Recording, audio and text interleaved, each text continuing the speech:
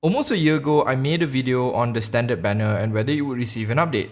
I thought at the time, with the game being a year old and more characters being introduced, it was going to be an inevitable change. Looking back, it was wishful thinking at best, seeing as we're just getting into 3.0 and there is still no significant change planned. Well, there is, but I can't wrap my head around why they would specifically do this. And that's really what we're going to talk about in this video. Before we get into that, if you want to see more Genshin Impact content, do consider subscribing to the channel. We post content weekly on various Genshin Impact topics. The standard banner is the only persistent banner aside from the ever-changing character ones. It uses the Acquaint Fates for summoning, which you would sometimes get from leveling your characters or from the battle pass. You could also buy the currency with Primo Gems, much like the character banner, but for reasons I'll get into later, there really isn't much of a reason to spend on it. In the early days of Genshin Impact, the standard banner functioned as an alternative if you wanted to summon but just wasn't interested in the currently running main banner. Back then, the permanent 5-star characters in the standard banner were pretty decent, but because of power creep, most of them have been outpaced by newer characters. They're still decent if you get them, but there's always a better alternative. Most of these characters were also available in the character banners themselves, as if you lose out on a 50-50 for a 5-star, you would obtain one of the 5 characters from the standard banner. Because of this, it didn't really make much sense to summon on the standard banner unless you were really trying to avoid the character banner for whatever reason. In addition, as time went on, most players have gotten the standard 5-star characters anyways, making it more irrelevant as time went on. The other thing the standard banner provided was the fact that all new 4 stars are automatically added into it once their launch banner was completed. So you still had a chance to get a 4-star you may have missed before, but because they were all directly added, each new 4-star summon meant the pool got more and more saturated.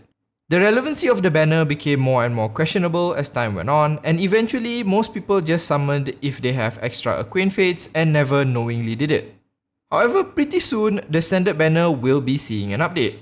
But I honestly wouldn't even call it that.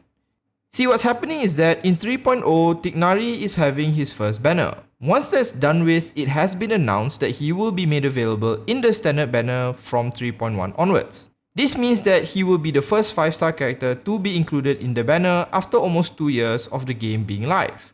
To be honest with you, I have no idea why they decided to do this. I'm not saying it's a bad thing. I'm all for having the standard banner being updated with newer characters.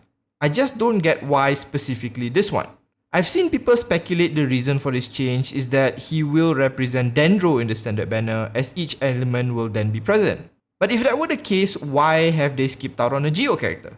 It could also be that moving forward, each new 5-star will be added into the standard banner, but there's nothing to indicate this would be the case.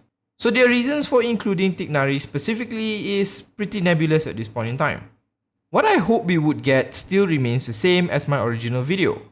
I wish that the standard banner would be broken up into specific patch or themes, like a banner for 1.0 characters or a banner with only Pyro characters. I felt that this would give more value to people who can't play the game all the time and allow them to direct their purchases into getting something specific they might actually want, and in effect reduce the RNG ever so slightly. But I think the model they currently use still gives the developers way more benefits by making every character essentially time-locked.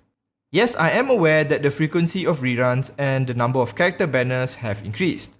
But in order for you to get specific characters, you would need to have built up some Primo Gems before that specific banner is released and know ahead of time before it does. In addition, you would also need to be playing at the specific time frame the banner is active. This model benefits holdovers greatly as it creates periods of scarcity and the feeling of missing out. In any case, I'm glad that the standard banner is finally seeing an update, but it isn't quite as much as what I'm hoping for.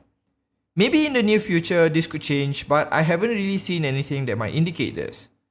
If it ever does, I might make yet another video, but until then we'll just have to wait and see. While we wait for that to happen though, let's just explore Sumeru and screw around with the dendro reaction.